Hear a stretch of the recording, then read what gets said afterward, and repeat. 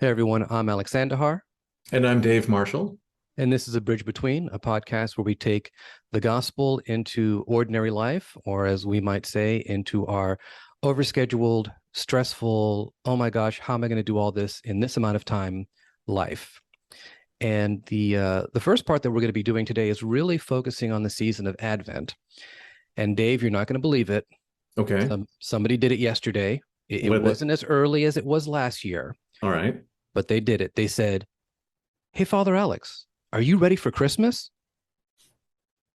So, do you want to know what my reaction was? Yeah, I do. Yeah. I want to see if it's So, something like mine. so my reaction is because I know this person and they've been in the church a long time. I asked them, I just need to ask you one question first. Is your Christmas tree up? And they gave me that look that said, yes, it is, but I don't want to admit it. And so I told them, don't worry if your Christmas tree is up, because spoiler alert, I never actually took mine down. You see, in our No. house, we have a small Christmas tree, and we found that putting it up and taking it down Uh-huh. became kind of this when do we do it? Right. As quote unquote good Episcopalians, we try to put things up at a certain time and leave them up for a certain amount of time. And then, we have fulfilled all righteousness, as they say. But we found that one, we kept forgetting to take it down. And Hmm. two, we really liked looking at it. Right. And then three, I kind of put a spiritual take on top of it and said, let's just be incarnational this year. Nice. So that's the answer that I gave them. I said, am I ready for Christmas? Well, I never stopped getting ready for Christmas. Nice. I like that. When you said incarnational, did they say, what does this have to do with powdered milk? Did they ask that? No, no, they focused a lot more on hot cocoa, Okay, good. and the marshmallows we do at the Christmas Eve service. Right. But thankfully, they knew what incarnational meant, meaning Christ coming into the world. And I think people ask this question for a number of reasons. One, I mean, I think they legitimately want to know, how are you getting ready? Are you ready for the season that's coming? Right. And two, sometimes we serve as the models for other people in the church, and they want to know, am I doing it right? And I tried to tell them, listen, don't put all this pressure on yourself. I'm not the Christmas police or the Advent police as I used to be back in seminary, or Really? at least I was accused of that.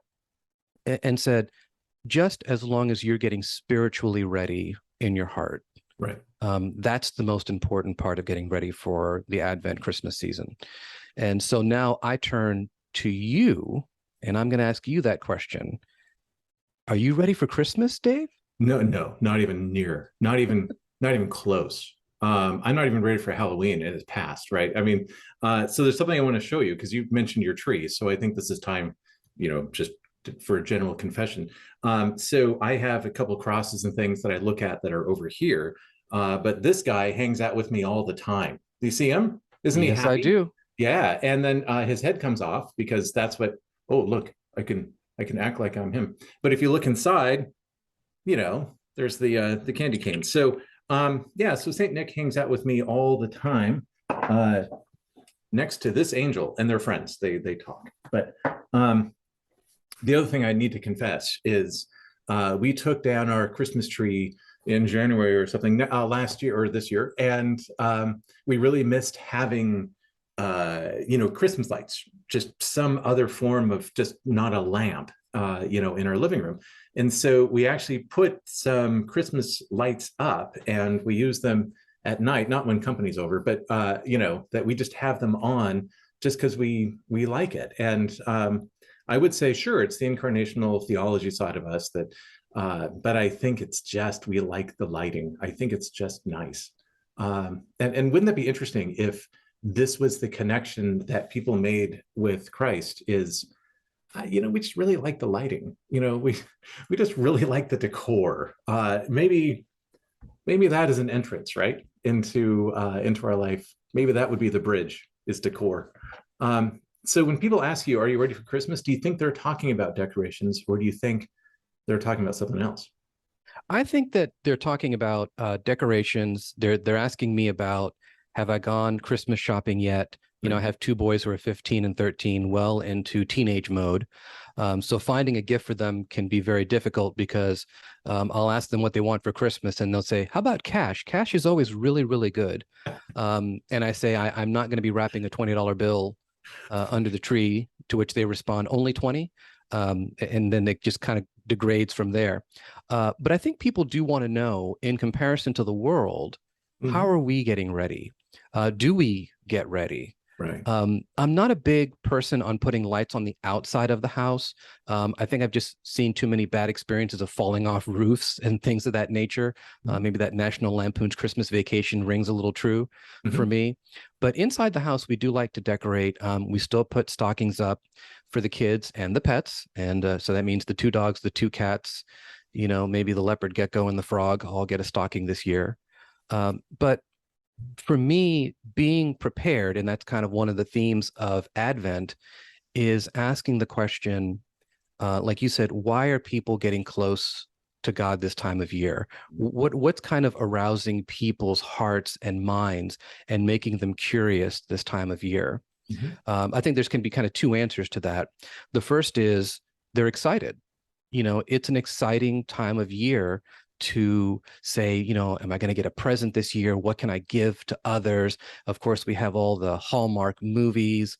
And then, of course, people are really getting into shopping. Doesn't matter what the economy is like, people are going to spend that money.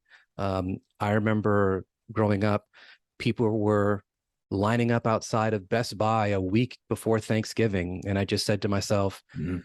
I don't need a VCR that badly. Not judging, just, you know, not my personal cup of tea. But I want to come back to that image you had of the light, which is people are naturally curious about light. Mhm. And many people believe, for a variety of reasons, that we live in a dark world and that we need more light.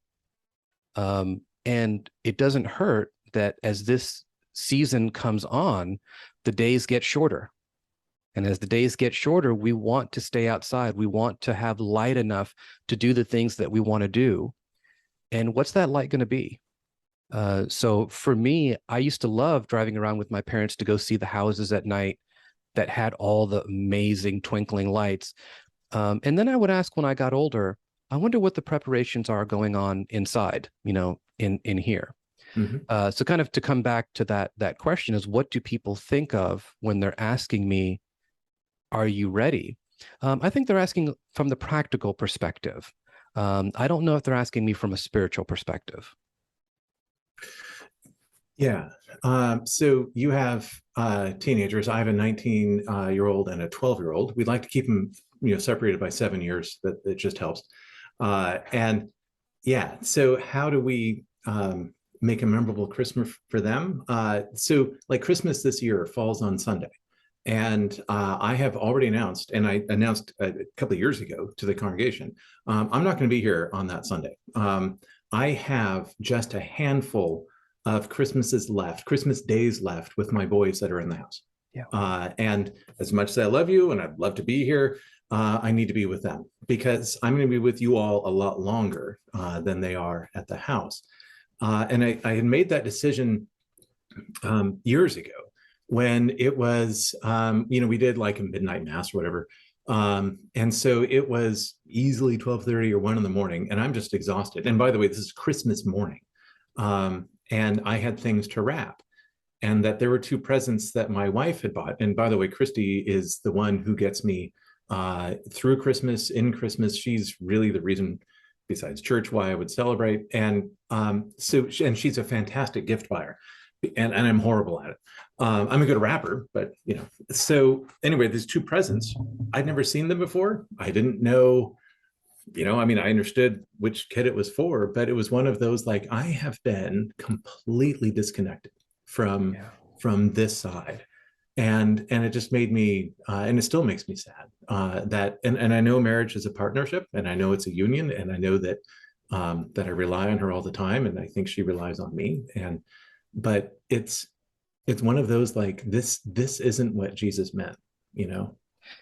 Yeah, I mean, I think back to one of the most important things I heard at my ordination to the priesthood from the bishop, which was remember what vow you took first, which was my marriage vows, and inherent in that is also, of course, the vows to care and love for my children.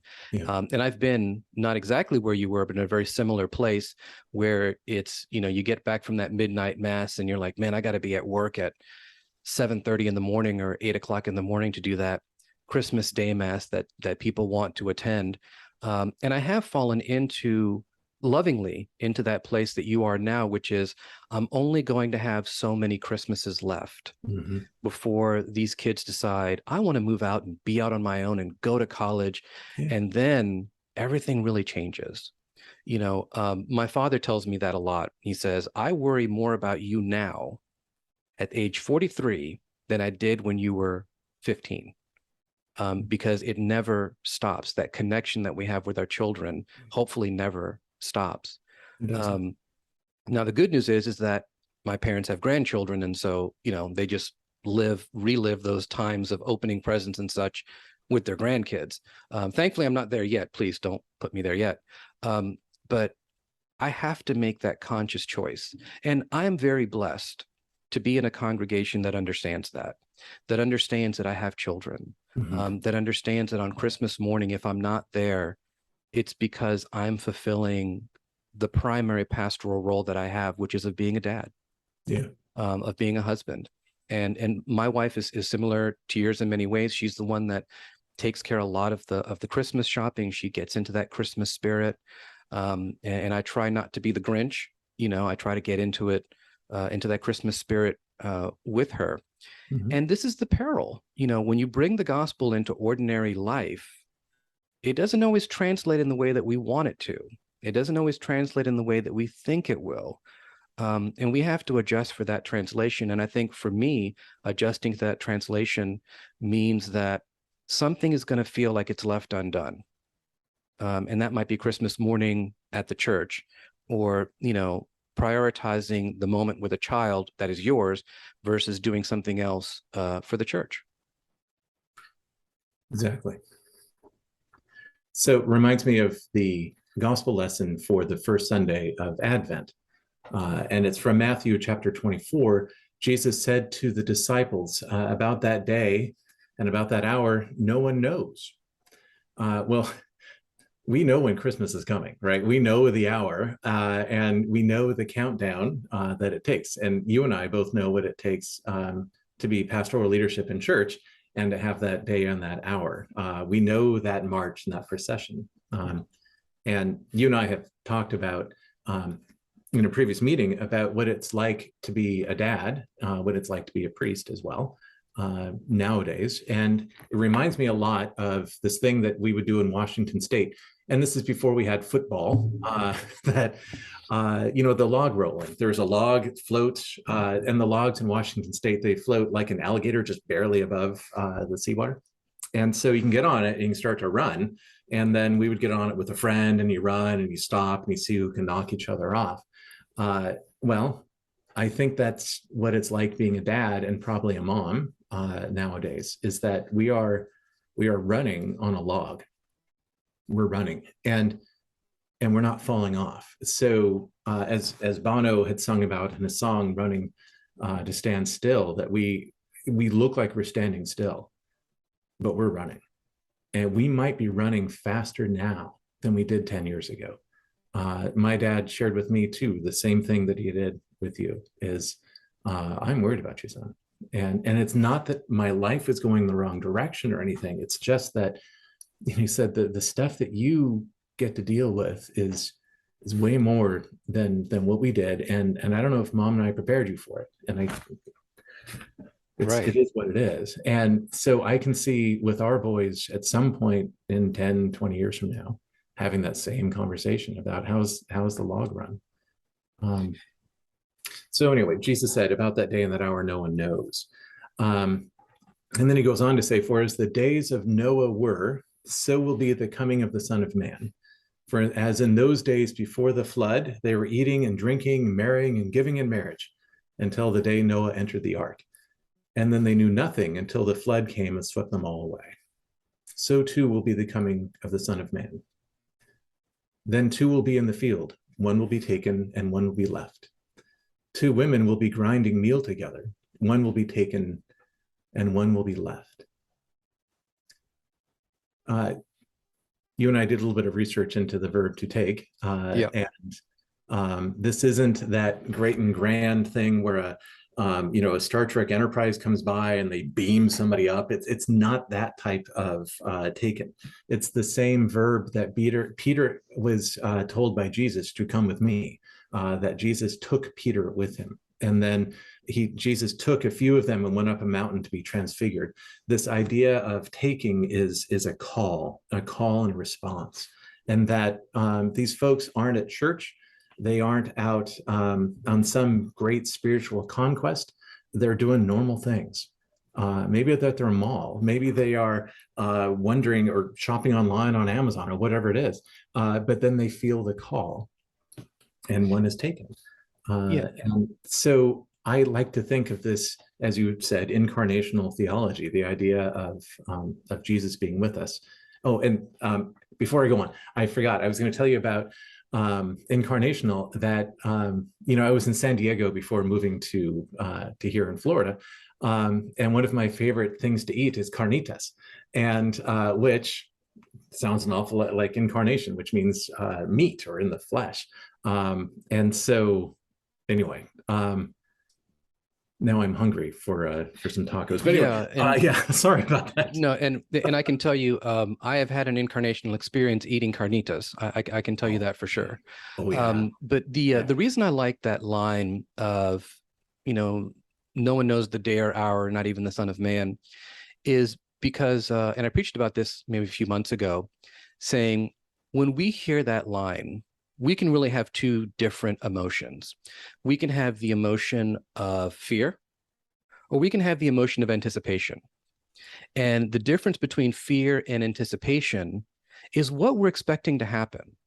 If we are expecting something bad from God, if we're expecting something terrible to happen to us in our relationship with God, then that's fear. But if we are expecting something good, if we understand that God sends good things and gives good things to people because he loves them, then that's anticipation. To give you an example of that, my brother and I, who was 7 years older than I, so he was on the plan. My parents were on the plan that you're on. Smart people. That's excellent. Very smart people. Yeah. He and I would always try to sneak in and see our Christmas presents the day before, or at least a couple days before, because we knew where they were kept. Yeah. And I'm not like 2 years old here. Okay. I'm like 8 and he's 15. He really does know better. And so my parents, especially my mom, put up this huge barrier of tape and paper against this doorway that you would go into in order to get to the back room, Florida room, where the tree was kept. And my mother was so proud that she would keep us out. Well, one day my brother and I found a way to slip underneath and get over and get back there. And we were just sitting there, presents unopened, just waiting for them to get up. And my mother went into the kitchen. She looked into the back as she was making her coffee and realized we were already there. We couldn't help but live into the anticipation because we knew it was going to be something good. Not just, of course, the look on her face. So I think the role of us as dads and the role of the church, us as priests for the church, is to help people have anticipation, not fear. That when people think of Jesus coming into the world, it is not a negative thing. Now, Jesus is going to turn the world upside down. From a personal perspective, from a societal perspective, from a church perspective, he will turn the world upside down. That's called the kingdom of heaven. But that's not a bad thing. Right. It can be an uncomfortable thing, but it's not a bad thing. And so kind of coming back to the idea of being ready, I think, means exercising a good spiritual posture of being open to what God is going to send. I love that the image you have of the Star Trek Enterprise coming over. I personally love that scene from Toy Story where all the aliens are the little green alien guys are in the tub and the claw comes down and says, "He has been chosen. He has been chosen." Yes. You know, I think sometimes people have that image of it. But it's good news for us that we don't know when it's going to happen. Right. And if you look at that text, it says people, the two are in the field, the two women are grinding meal. They're living their daily life. Yeah. They're living out their daily life as they've been called to do. And so being taken is being called by Jesus personally. And so something that I would kind of challenge people to think about during this Advent season is, how have I been called to live in my daily life in such a way that I'm ready? That I'm ready. Mm-hmm. It's not easy, but it's what I've been called to do. I'm going to take what you're saying and go a little further, and that is with the idea that both women weren't taken. Like, God's shooting for 50% right now, right? Um, and like, something you and I worry about is, will people show up to church? We're going to do the service. Will they show up? Right? That part of the fear, instead of anticipation, is, what if none of this works? What if we're hosting a Christmas party and our friends don't show up? What if our family doesn't respond to Christmas cards? Whatever it might be. Yeah. Jesus is looking at just half, right?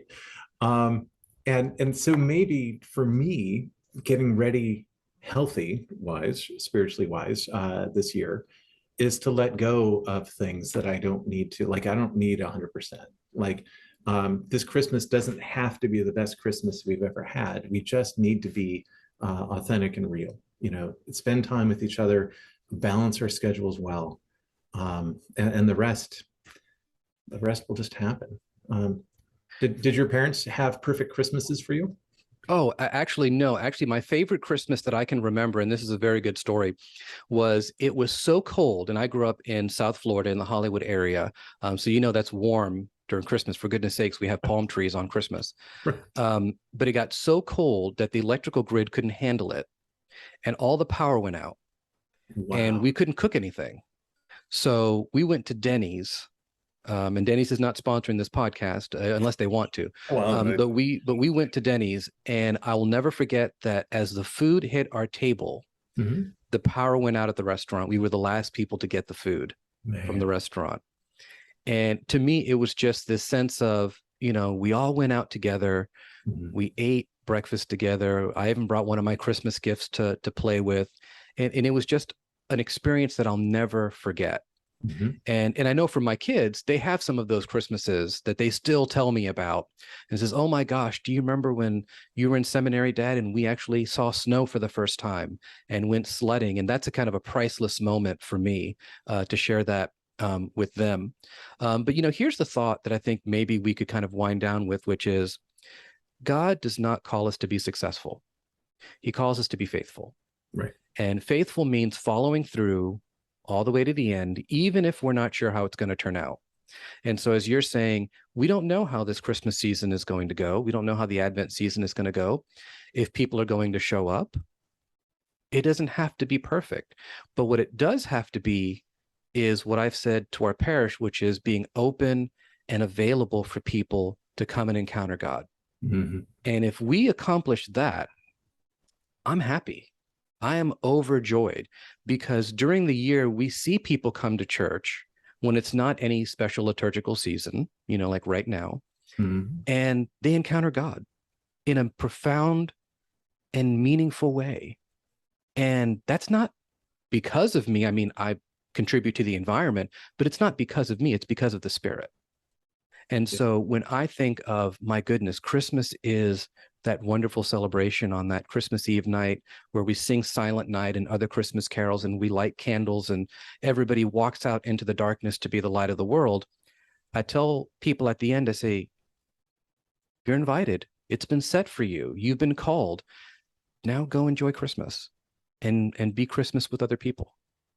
Mm-hmm. That's awesome. Yeah. Well, I've enjoyed our time together, and I'm looking forward to talking about Advent too. And I'm going to let go of the fear of having nobody watch. Who cares? I've had a good time with you, Alex, and I've Yeah. learned, and I feel already like I'm more prepared now than I was before we started. So you've helped me make that bridge, and hopefully you and I are walking along a similar bridge where we can continue to make those connections. Absolutely. I think the important thing is we live in a disconnected world. And so anytime two people can make a connection, especially a connection based on a life in Christ, we're doing something right. Yeah. I'm not saying we're doing it perfectly, but we're on the right track. And I'm not going to say which one of us is going to be taken in the field because I don't know. Uh, but um, but I am confident that as we continue this discussion, that maybe some other people will listen and maybe, they'll start to think about their own experiences.